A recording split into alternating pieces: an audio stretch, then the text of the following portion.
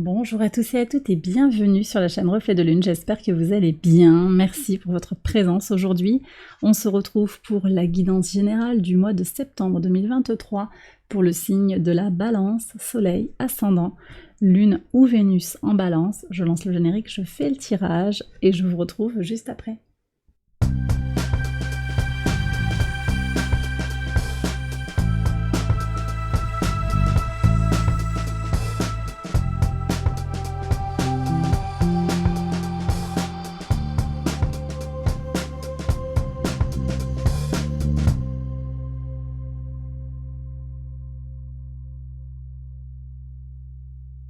Alors on y va, les balances, pour les interprétations. Votre arcane majeur du mois, c'est l'arcane des amoureux.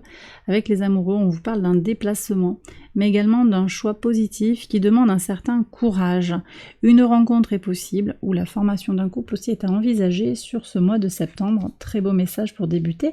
On continue avec le message de l'oracle. On nous parle de potentialité ici. Il y a de la puissance, il y a des possibilités, que ce soit sur le plan professionnel, relationnel, sentimental, quelque chose est à explorer, à exploiter, quelque chose qui est caché en vous peut-être, qui mérite et qui désire s'exprimer et venir vous apporter toute l'abondance que vous désirez. Et puis on a le rose pâle qui nous parle d'amour doux. Pour certains, alors vous prenez si ça vous parle, mais on me parle d'amour platonique. On a de la douceur, quelque chose de très simple, de très apaisant, voyez. J'ai la caresse, la caresse douce d'un enfant, vraiment beaucoup de tendresse, de douceur. C'est pas forcément directement, vraiment pas forcément sur le plan romantique, ça peut être juste l'amour, le soin que l'on va s'apporter, comment on va nourrir son enfant intérieur. Ça peut aussi être le contact, le lien fort que l'on a avec ses propres enfants.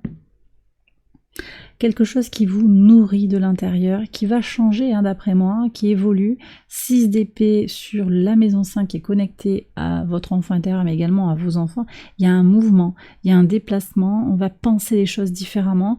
Il y a pas mal de choses à dire sur le mental pour vous sur ce mois de septembre. On a 1, 2, 3 déjà, 3 épées.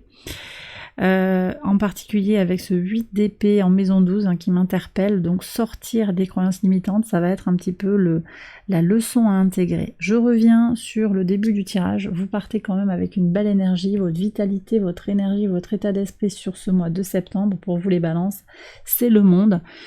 Un sentiment d'avoir atteint une certaine étape, un sentiment alors on me dit de béatitude, ouais, de complétude, de satisfaction de soi, c'est très bien. Vous avez envie aussi de vous lancer peut-être dans des projets qui vont toucher beaucoup de gens, avec une dimension mondiale, peut-être sur internet, des choses comme ça. C'est des énergies qui traversent les signes sur ce mois de septembre. Il y a quelque chose de nouveau, une nouvelle impulsion qui est là, avec toutes les potentialités qui sont associées. Sur la maison 2, on nous parle de vos ressources, qu'elles soient matérielles ou immatérielles. Il y a des choix à faire. Vous vous sentez peut-être un petit peu tiraillé sur ce mois de septembre par rapport à vos ressources. Alors peut-être les prix qui augmentent, peut-être aussi des dépenses imprévues. C'est intéressant parce que ça sort dans beaucoup de tirages, donc c'est possible aussi qu'il y ait quelque chose en lien avec la conjoncture actuelle aussi. Il faut jongler un petit peu, faire des choix, trancher un petit peu dans les dépenses, réorganiser. Et d'ailleurs sur le quotidien, on voit qu'avec le jugement, il y a cette prise de conscience, cet appel à réorganiser les choses sur le plan du quotidien. Je vais prendre une autre carte pour cette maison 2. Alors, qu'est-ce qu'on a? La force, ouais. Donc, il va falloir être persévérant, faire preuve de courage aussi pour avancer sur les ressources. Alors, ça peut être l'argent, mais ça peut être aussi vos ressources physiques, vos ressources mentales, comment vous vous mettez à disposition des autres. On a un nœud nord en bélier qui appelle à aller vers plus d'égoïsme, mais à se donner la priorité, on va dire, voilà. Et le nœud sud qui est dans votre signe, qui vous invite aussi à vous libérer d'un besoin de concorde. Alors c'est vrai que le soleil, à partir du 23 septembre, qui va être dans votre signe, va vous pousser à agir pour et avec les autres en harmonie plutôt que pour un gain individuel, mais ça c'est à vous de voir aussi comment vous avez envie de vous préserver. Voilà, c'est à vous de voir où vous avez à tirer votre épingle du jeu, d'accord ? En tout cas, de belles énergies, de clarification et de force sur les ressources, donc des ressources qui sont protégées. Au final, elles seront protégées par votre action concrète. Vraiment, c'est ça qui vient pour moi. Sur la maison 3, les communications, les échanges, les petits déplacements, le lien avec l'entourage proche, vous avez de nouvelles opportunités qui sont là. Un as de denier, donc une graine qui est semée, une initiative pour lancer des échanges, pour peut-être commencer. Il y a peut-être un nouveau poste, par exemple, un nouveau job qui implique de nouveaux déplacements, pas très loin de chez soi, de nouvelles relations plus apaisées peut-être avec les gens proches de vous, de nouvelles personnes qui rentrent dans votre vie. En tout cas, il y a du potentiel, c'est ce que je disais, du potentiel pour faire grandir les relations. Vous avez cette envie de vous ouvrir sur l'étranger, vous l'avez là, en fait, vous voyez, ça vient là. Il y a du potentiel, il n'y a plus qu'à faire, d'accord ? C'est aussi cette idée du choix. C'est vous qui avez la main pour prendre les décisions, pour aller là où vous le désirez. Maison 4, votre base, vos racines, la famille, le foyer, la tempérance. Donc là, on vous demande de recentrer les choses. On est dans cette énergie de Saturne en Poisson, construction de son intériorité, par le biais aussi de la spiritualité, avec le signe du Sagittaire et Jupiter par analogie. Construction de son intériorité, apaisement, on va voir, on retrouve ici en maison 9 les amoureux que vous avez en arcane majeur du mois, donc il y a quand même quelque chose qui est très lié sur vos choix de vie, vos choix par rapport à vos valeurs aussi. Alors ça se choisit pas forcément les valeurs, mais ça se pense, ça se ressent, ça se conçoit, vous voyez, il y a quelque chose qui est comme ça, et il y a peut-être aussi des choses à réaligner, en prenant beaucoup de patience, beaucoup de temps pour vous. Prenez le temps qui vous est nécessaire pour vous sentir aligné, recentré. J'ai une meilleure communication qui se fait aussi avec un parent, potentiellement une figure d'attachement, alors plutôt la mère, mais ça peut être le père aussi dans cette maison. En tout cas, une figure qui incarne le foyer pour vous, ou qui a incarné le foyer quand vous étiez enfant. Une reconnexion. De toute façon, il y a des reconnexions familiales là, moi je sens. Peut-être aussi, on est en connexion avec un défunt, avec cette tempérance. J'ai les ailes de l'ange qui parlent aussi de l'au-delà. Donc il y a peut-être aussi quelque chose qui se reconnecte avec une personne qui est partie. Sur la maison 5, votre créativité, vos enfants, votre enfant intérieur, l'épanouissement personnel, le sentimental. On a un mouvement qui se fait. On quitte quelque chose pour aller vers un équilibre mental. On est dans cette quête. Moi, je pense que vous êtes dans cette quête de réponse à quelque chose de votre enfance. D'où cette connexion aussi, ce lien qui est fait avec la maison 4. Alors, ça fait mal à la tête quand même. Alors, peut-être que vous avez besoin d'être prudent par rapport à cette envie de réponse. Peut-être qu'il y a juste des choses à laisser derrière vous aussi. 5 d'épée, attention à la prise de tête. Ouais, le hiérophante, le pape. Ok, donc là, on a quand même aussi... Moi, j'ai un médiateur qui est là, peut-être. Peut-être un médiateur par le biais spirituel, c'est possible, pour vous aider à vous connecter à votre enfant intérieur, pour vous aider à opérer ce passage, pour vous aider aussi à vous apporter cet amour, cette douceur dont vous avez besoin. On a un pape qui est un peu... je l'aime beaucoup dans sa représentation. Qu'est-ce qu'il est doux, qu'est-ce qu'il est positif. Il est vraiment très très très positif. On revient sur ce Jupiter aussi, avec le signe du Taureau, Jupiter rétrograde en Taureau, de tout le mois de septembre. C'est une invitation à prendre le temps d'observer cette maturation qui est en train de s'opérer, cette prise de recul par rapport à ce qui ne fonctionne pas comme on le désirerait. En particulier, alors c'est à vous de voir dans votre thème, mais dans les domaines qui sont concernés par le transit de Jupiter, donc en taureau de façon un petit peu générale, ça nous parle des ressources, donc il y a peut-être ça, mais il faut voir comment ça vient résonner dans votre thème. Et puis dans ce qui se passe en Sagittaire pour vous. Et puis globalement, le Sagittaire, c'est quand même le lien avec la maison 9, la foi, les valeurs. Donc on est quand même sur cette idée de en quoi je crois, est-ce que je crois en le contact avec les défunts. Il y a peut-être des choses comme ça. On me parle aussi d'un conseil ici pour avancer sur des projets créatifs. On prend un conseil pour aller vers quelque chose qui élève, un projet qui vous porte et qui vous élève, mais attention parce que, je vous disais, attention à ne pas vous laisser happer par vos pensées, voyez. Maison 6, le quotidien, le travail, l'organisation, la routine, alors là il y a des prises de conscience et vous voyez, j'ai des gens qui ont le mental un petit peu, on se pose beaucoup de questions, j'ai l'impression. Alors Mars est dans votre signe, il y est en exil, et là ça va tendre les relations sociales, l'action directe peut dépendre de la coopération et de l'accord des autres, et ainsi être limitée. Bon, il y a une aide qui vient à l'extérieur, mais vous voyez, vous pouvez vous sentir un petit peu frustré avec ce Mars dans votre signe, et vous en prenez conscience. Donc vous avez peut-être besoin d'accepter aussi l'aide qui vient de l'extérieur, de vous organiser de façon à pouvoir accueillir cette aide et puis d'accepter ce qui ne va pas fonctionner. Ce sont ces choix à réaliser, je pense aussi. Maison 7, le rapport à l'autre, l'engagement à l'autre, la vie extérieure à vous-même. Un cavalier de bâton qui annonce quand même de beaux partages sur le plan sentimental, sur le plan professionnel, amical. Il y a quelque chose de très chaleureux, de très passionné.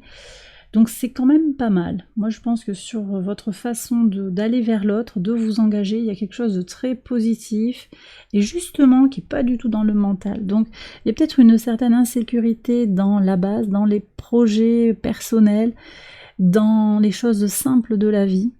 Peut-être parce qu'il y a une insécurité émotionnelle, sentimentale. Pour autant, quand il s'agit de sourire à l'extérieur de vous, là on vous retrouve en personnage sociable. Même si on a quand même ce Mars qui peut tendre les relations sociales, comme je le disais. Après, le soleil, dans votre signe sur la fin du mois, va vous soutenir, bien entendu, pour aller vers ce nouveau cycle d'expérience avec l'équinoxe d'automne aussi, qui ouvre une nouvelle période de l'année. On va regarder maintenant la maison 8, donc les changements, les transformations profondes. Il y a quelque chose à laisser derrière soi, le 8 de coupe, pour retrouver son équilibre émotionnel, d'accord. Il y a comme, vous voyez, on va vers la lumière, on va vers une autre version de soi-même en laissant quelque chose qui de toute façon ne nous porte plus, ne nous correspond plus. Mais c'est un cheminement qui n'est pas évident pour certains.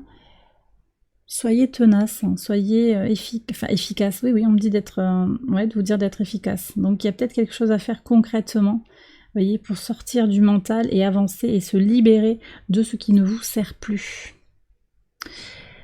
Maison 9, donc j'en ai parlé rapidement, tout ce qui est en lien avec la spiritualité, la foi, les grands voyages, les hautes études, le rapport à l'enseignement, vos valeurs. Là, les amoureux, ça nous parle d'un choix à réaliser.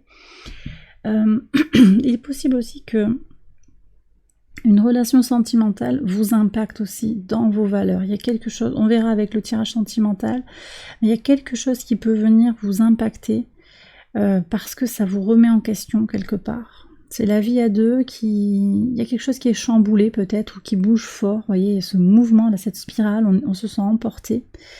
Ça bouge fort, ça pose des questions. Est-ce qu'on est allé vivre avec une personne ou est-ce qu'on envisage d'aller vivre? Ça pose des questions. Voilà, le choix vous appartient, mais en tout cas, il y a un réalignement qui va se faire par rapport à ce que l'on désire, ce qui est important pour vous, vos valeurs, et votre désir d'aventure aussi globalement, et votre désir d'expansion. Maison 10, on est sur votre ascension sociale, votre mission de vie, votre vocation, 10 de coupe. Alors là, on a quand même un axe maison 4, maison 10 qui est extrêmement soutenue, Cancer, Capricorne, on a une éclosion des balances là, on sort de son œuf, on sort de sa coquille et on va se réaliser. Donc il y a quelque chose de fort qui s'inscrit comme ça dans votre compréhension de ce que vous êtes venu faire sur Terre. Vous vous sentez plus aligné dans ce que vous êtes en train de faire, que vous soyez actif ou pas, que vous soyez à la retraite ou pas, on est sur quelque chose d'occupationnel, de professionnel, la mission de vie, ça peut être quelque chose à côté de votre travail qui peut avoir juste un rôle alimentaire, mais en tout cas il y a une compréhension qui se fait. Moi j'ai le sentiment qu'il y a quelque chose qui se fait au service des familles, donc j'ai des gens qui travaillent dans le social avec les gens, en particulier parce que dans la maison 11, vous avez le chariot qui est tourné vers l'autre, avec le signe du Cancer, vers la famille aussi, donc il y a quand même un lien fort ici entre les maisons 4, 10 et 11. Ouais, vous vous nourrissez de votre expérience de vie aussi pour aller aider quelqu'un, et puis ça avance fort par rapport à la communauté, par rapport aux amis, par rapport à vos projets. Mine de rien, même si vous sentez que sur le plan mental, vos projets créatifs sont un peu freinés d'une certaine manière, bien là vous voyez que les choses ont avancé, les choses vont se débloquer, peut-être par le biais d'appui, par aussi l'idée d'avoir confiance, de se projeter avec le chariot. On est quand même dans une énergie de projection, on prend appui dans sa base qui est renforcée pour se projeter sur l'avenir et foncer. Donc il y a quelque chose aussi de l'ordre de comment le potentiel qui est là peut s'exprimer si vous le désirez. C'est quand même vous qui avez la main sur tout ça, et puis je vous rappelle que vous prenez avec discernement ce que je suis en train de vous dire et vous voyez comment ça vous parle par rapport à votre situation, comment c'est ajusté par rapport à votre situation personnelle. Maison 12, c'est la leçon intégrée, j'en ai parlé en tout début de tirage, le 8 d'épée qui nous parle de croyances limitantes, sortir de ces croyances limitantes, sortir de ces limitations, des messages qui vous ont limité jusqu'à présent. Vous êtes illimité d'une certaine manière. En tout cas, les limites que vous vous êtes fixées ne sont peut-être pas ajustées. Il y a quelque chose à réévaluer, voyez. Et on a ce 8 de coupe, 8 d'épée, il y a quelque chose qui est un peu figé, on ne veut peut-être pas sortir complètement de sa zone de confort. Je reviens sur ce nœud sud, le passé, ne laissez pas le passé vous tenir, vous aspirez vers l'arrière, vous ralentir. Ce nœud sud dans votre signe, bien oui, il remue, c'est vrai, il vous questionne, il commence un peu à vous triturer, il y a quelque chose à aller transformer effectivement, à aller lâcher, ouais, pour se sentir plus libre en fait. Vous avez la clé de votre propre liberté, les balances, et en particulier de votre liberté mentale. Qu'est-ce qu'on a ici? Prenez vos responsabilités et passez à l'action, vous voyez, très en lien avec ce que je viens de vous dire. Pouvoir et intention, et un oui, c'est un grand oui de l'univers, donc l'univers vous met tous les feux au vert, mais l'idée aussi c'est de faire ce que vous désirez, d'aller au bout de ce que vous désirez, et de saisir les potentialités en fait de ce qui est là, tout simplement. Bon. Et bien voilà les balances, j'ai terminé votre tirage, j'espère qu'il vous a guidé, qu'il vous a éclairé. Si c'est le cas, je vous invite à liker la vidéo, à vous abonner. Je vais faire une extension de cette vidéo, vous la retrouvez sur Patreon comme d'habitude, je mets le lien en barre de description. Et puis voilà, je vous souhaite un très beau mois de septembre. Bien sûr, vous pouvez aller voir les autres vidéos de cette série pour votre ascendant, votre lune, votre Vénus. Encore des bisous. Merci encore pour votre présence sur la chaîne, les demandes de guidance, les mails. Merci du fond du cœur. À très bientôt pour les prochaines vidéos. Bye bye.